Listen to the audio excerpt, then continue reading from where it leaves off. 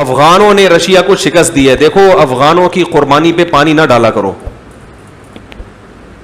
افغانوں نے بہت بڑی جنگ لڑی ہے سوویت یونین سے.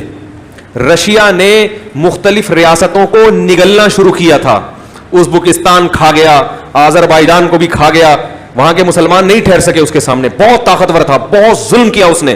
اسی نیت سے آیا وہ افغانستان.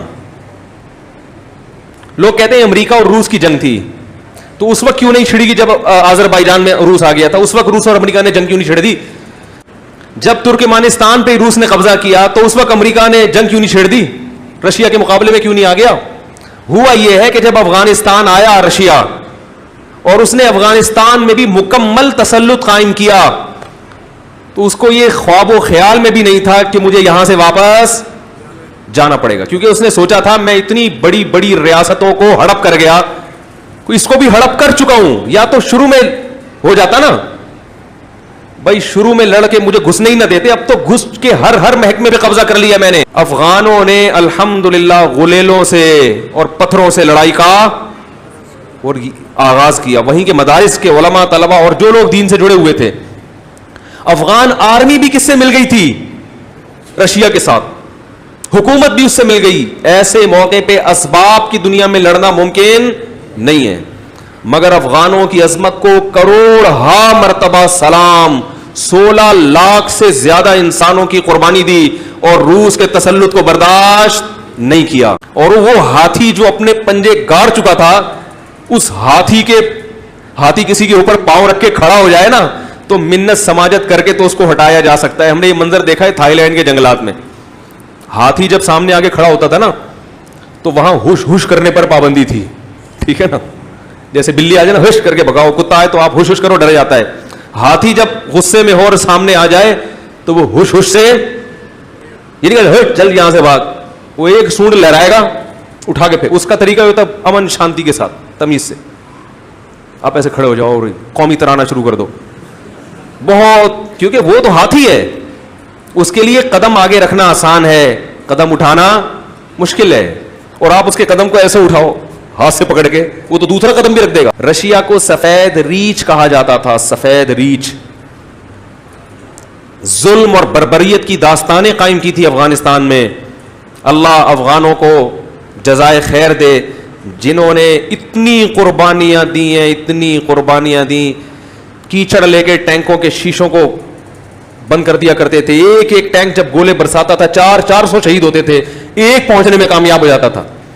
نہ اسلحہ چلانا جانتے تھے, نہ کچھ بھی نہیں جانتے تھے. غلیلوں سے ڈنڈوں سے وہ جانتے تھے. انہوں نے کہا کہ ہم خدا کے وجود کا انکار کرنے والا اس کو اپنے ملک میں برداشت نہیں کریں گے.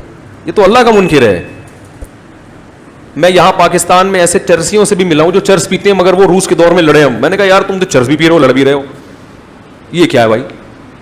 وہ ایک آدمی سینما گھر کی لائن میں کھڑا ہوا, کہہ رہے ٹکٹ دو. کیوں بھائی؟ کہہ رہے مجھے نماز کی دیر ہو رہی ہے, جلدی دو بھائی. بولے یار نماز کی دیر بھی ہو رہی ہے, فلم بھی دیکھ رہا ہے. تو میں نے کہا یہ چرس بھی چل رہی ہے اور تم کو ہم نے ادھر اس وقت بھی پیتے تھے. کہہ رہے مورچے میں بیٹھ کے پیتا تھا اس وقت. میں نے کہا یار مورچے میں بیٹھ کے چرس بھی پی رہا ہے اور لڑ بھی رہا ہے. کہہ رہا ہے یار لڑ اس لیے رہے کہ ٹھیک ہے ہم اللہ کے نافرمان ہیں, مگر اس خدا کے وجود کا انکار کیا جا رہا ہو. وہی مثال ہے نا باپ والی, کہ بھائی باپ کی بات نہیں مانتے, مگر آپ کے باپ کا کوئی گریبان پکڑ کے کھڑا ہو جائے آپ کے سامنے, پھر تھوڑی آپ کہو گے یار میں ابا کی مانتا نہیں ہوں تو کوئی بات نہیں. بولو گے بھائی میں نہیں مانتا, میرا ابا اپنے ابا سے میرا تعلق, آپ کون ہوتے میرے باپ کا گریبان پکڑنے والے؟ تو غیرت کا مسئلہ ہے. تو اس افغانی نے مجھے کہا کہ ہم اپنے دین اور مذہب کے لیے گردن کٹا دے گا. اور اس وقت امریکہ نے ایک فلم بنائی تھی کمانڈو کے نام سے, یہ پتہ نہیں کس نام سے. میں نے وہ فلم, مجھے کسی نے ڈاکومنٹری دکھائی, اس پہ کلپ آ جائے گا, فلمیں دیکھتے ہیں. اس میں کوئی عورت نہیں تھی.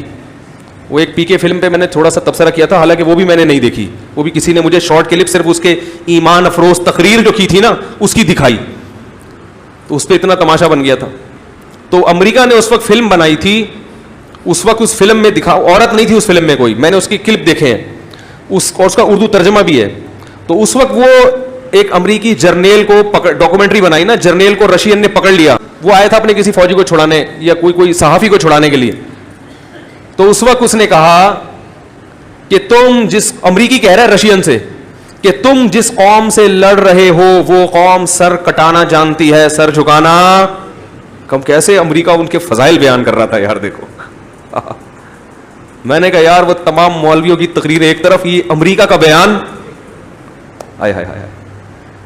اور سنا وہ فلم ان کے سینما گھروں میں دکھائی گئی کہ امریکی کمانڈر کہہ رہا ہے کہ تم جس قوم سے لڑ رہے ہو وہ قوم سر کٹانا جانتی ہے, سر جھکانا. آج یہ سارا کریڈٹ جو لبرل لوگ ہیں نا, جو جہاد کو نہیں مانتے, وہ سارا کریڈٹ کس کو دے دیتے ہیں؟ یہ تو امریکہ کی جنگ تھی, روس کی جنگ تھی, یہ تو یہ تھا. ٹھیک ہے امریکہ نے مدد کی ہے, مگر امریکہ نے جب دیکھا کہ یہ افغان کھڑے ہو گئے ہیں اور رشیا کے بس میں ان سے نمٹنا نہیں ہے, ہارے گا, پھر انہوں نے کہا چلو انگلی کٹا کے ہم بھی شہیدوں میں نام لکھا. کیونکہ رشیا سے تو سبھی خوار کھا رہے تھے نا, امریکہ بھی پریشان تھا رشیا سے, جس طرح وہ پھیلتا جا رہا تھا. پھر تو سب نے مدد کی ان کی, پاکستان نے بھی کی اور سعودیہ نے بھی کی, سارے ملک اکٹھے ہو گئے. اور لیکن وہ آخر میں ہوا ہے, اصل تو جنگ کس نے لڑی ہے. اور دوسری بات, اگر کوئی مدد کر بھی رہا تھا تو جان کون پیش کر رہا تھا؟ بھائی میرا کوئی دشمن ہو, آپ میرے دشمن سے لڑ رہے ہو, اسلحہ میں دے رہا ہوں, لیکن جان پہ کون کھیل رہا ہے؟ اسلحہ دینے والے کی قربانی نہیں ہوتی, قربانی اس کی ہوتی ہے جو اسلحہ لے کے سامنے لڑ رہا ہوتا ہے. تو اس لیے یہ افغانوں کی قربانی تھی جنہوں نے رشیا کے ٹکڑے کیے اور پھر اس کے پاؤں کو اکھاڑ کے جو پھینکا ہے. اگر یہ جنیوا معاہدہ نہ ہوتا تو افغانستان رشین آرمی کا قبرستان بنتا. ہم ازبکستان نہ جاتے, ہم رشین کے ہول سیل کے حساب سے قبریں دیکھنے کے لیے کہاں جاتے؟ افغانستان. امریکہ بڑا سمجھدار تھا, اسی لیے اس نے افغانستان میں وہ طریقہ اختیار نہیں کیا جو کس نے کیا؟ اس نے آ کے الیکشن کروا کے پٹھانوں کی حکومت ہی بنائی. ٹھیک ہے جو مرضی سیاست کی اس نے, لیکن اس نے کہا پنگے بازی, ٹھیک ہے نا, ڈائریکٹ اس طرح سے پنگے بازی صحت کے لیے نقصان دہ. ابھی وہاں دینی مدارس بھی, اگرچہ حکومت امریکہ کی ہے اور لڑائی ہو رہی ہے وہاں پہ, حالات ابھی بھی کنٹرول میں نہیں ہے, لیکن وہ بدحالی نہیں ہے جو رشیا کے دور میں تھی. مدارس ہیں, مساجد ہیں, نمازیں ہو رہی ہیں. رشیا نے آ کے سب ختم کر دیا تھا. تو ایسی ہی اس کو چپت لگی پھر رشیا کو کہ وہ دنیا نے عبرت حاصل کی کہ بھائی ان کے مذہب کو مت چھیڑو, کچھ بھی کرو ان کے مذہب کو مت. ابھی اب امریکہ ہے مگر مذہب کو نہیں چھیڑا. اسلامک یونیورسٹیاں بھی ہیں اور اماموں کی تنخواہیں بھی ہیں اور عدالتوں میں شریعت بھی نافذ ہے, علماء بیٹھے ہوئے ہیں عدالتوں میں. لیکن بہرحال ایسے حالات نہیں ہے جیسے پہلے ہوا کرتے تھے افغانستان کے, اور چل رہا ہے ابھی بھی سلسلہ. تسلط ابھی بھی قائم نہیں ہوا, معاہدے ہو رہے ہیں, دونوں کے بیٹھ کے میز پہ بیٹھتے ہیں اور بغیر کسی نتیجے کے. طالبان کا ایک ہی دعویٰ ہے کہ پہلے فوج لے کے جاؤ, وہ کہیں گے لے کے ہی جانا ہے تو پھر مذاکرات کس بات کے کرنے بھائی. وہ کہہ رہے ہیں نہیں بیٹھ کے مذاکرات. تو یہ چل رہا ہے, دعا کرے کوئی خیر کی صورت نکلے, افغانستان میں امن قائم ہو. تو بات کو میں ختم کرتا ہوں. تو جب افغانوں نے اس کے قدم کو اکھاڑا ہے تو الحمدللہ پھر وہ اپنے ہی ملک میں پنپنے کے قابل. اور یہ تو رشیا نے بڑا اچھا کیا کہ ان ریاستوں کو خود سے اس نے آزادی دے دی.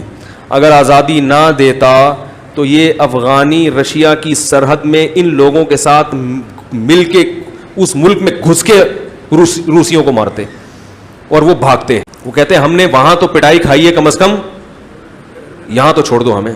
تو رشیا نے بڑی سمجھداری کی, بولا جو جو ملک کو آزادی چاہیے بھائی لے لو یار. تو یہ سارے کنٹریز آزاد ہو گئے, ازبکستان, ترکمانستان. لیکن آزاد ہونے کے بعد بھی بڑی سیاستیں چلی گئی ہیں. ان کو پتا تھا بھی اسلام کی طرف آ رہے ہیں, تو رشیا نے کوشش کی ترکی سے, اور ایسے ترکی میں بھی بڑا اسلام ہے لیکن بہت سے لبرل قسم کے مولانا لوگ ہیں.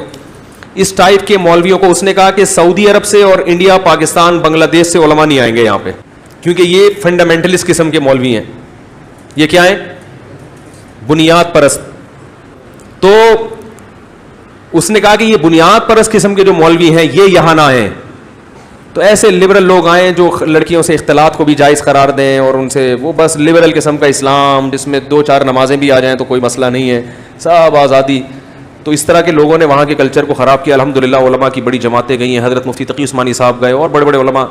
یہاں ہم جس دورے پہ گئے وہاں بھی بڑے علماء تھے اس میں الحمدللہ. تو اللہ کا شکر ہے وہ لوگ بہت تیزی کے ساتھ دین کی طرف آ رہے ہیں. اور ایک اچھی بات ان میں ہم نے یہ دیکھی, وہاں قبریں تو پختہ ہیں جو حکمرانوں نے بنائی ہیں, جو غلط ہے, لیکن قبروں پہ بدعتیں نہیں ہیں, قوالیاں نہیں ہیں, قبروں پہ سردے نہیں ہیں, قبروں کو چوما چاٹی نہیں ہے, قبروں پہ وہ جو بیٹھ جاتے ہیں لوگ اعتکاف کر کے, اس ٹائپ کی چیزیں نہیں ہیں. میں کہہ رہا تھا اتنے بڑے بڑے بزرگان دین اگر پاکستان میں ہوتے تو کیا حال ہوتا, کیا لنگر ہی چل رہے ہوتے صبح سے شام. تو میں کہہ رہا تھا کہ اللہ کرے یہ لوگ کسی بدعتی کے ہتھے نہ چڑھ جائیں. ابھی تو بالکل فریش لوگ ہیں وہ,